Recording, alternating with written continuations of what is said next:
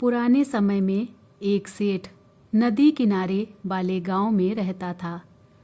कभी कभी नाव में सामान भरकर दूसरे गांव में व्यापार करने जाता था। उसके पास बहुत धन संपत्ति थी। वह नाव से सफ़र करता था लेकिन तैरना नहीं जानता था। एक दिन वह दूसरे गांव से सामान बेचकर अपने घर लौट रहा था। नदी के बीच में उसकी नाव में छेद हो गया। नाव में पानी भरने लगा। सेठ डरने लगा कि अब वह डूब जाएगा। तभी उसे थोड़ी दूर पर एक मछुआरे की नाव दिखाई दी। सेठ ने मछुआरे को आवाज़ लगाकर अपने पास बुलाया और बोला कि मेरी नाव डूब रही है, मैं तैरना भी नहीं जानता। भाई, तुम मुझे बचा लो, मैं तुम्हें मेरी पूरी धन संपत्ति दे दूंगा। मछुआरे ने उसे अपनी नाव में बैठा लिया। मछुआरे की नाव में बैठने के बाद सेठ की हालत थोड़ी सामान्य हुई। अब सेठ कुछ सोचने लगा। वह मछुआरे से बोला कि भाई, अगर मैं तुम्हें मेरी पूरी संपत्ति दे दूंगा तो मैं मेरे घर परिवार का पालन कैसे करूंगा?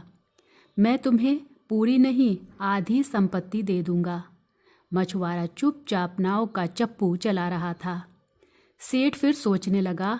कुछ देर बाद उसने मछुआरे से कहा कि भाई, मेरी संपत्ति में मेरे बच्चों का भी अधिकार है। मैं तुम्हें आधी नहीं, 1/4 संपत्ति दे दूंगा।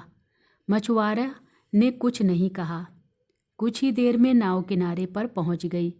अब सेठ की सोच पूरी तरह बदल चुकी थी। वह सुरक्षित किनारे पर आ गया था। सेठ ने सोचा, इसने मेरी जान बचा के कोई बड़ा काम नहीं किया है, ये तो इसका धर्म था। ऐसा सोचकर सेठ ने मछुआरे को सोने का एक सिक्का देना चाहा, लेकिन मछुआरे ने ये भी लेने से मना कर दिया। सेठ ने वह एक सिक्का भी अपने पास रखा और वहाँ से चला गया।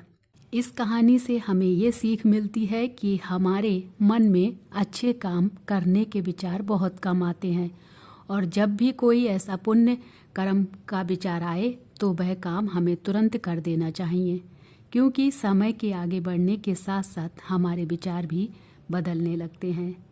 जय श्री कृष्णा। राधे राधे।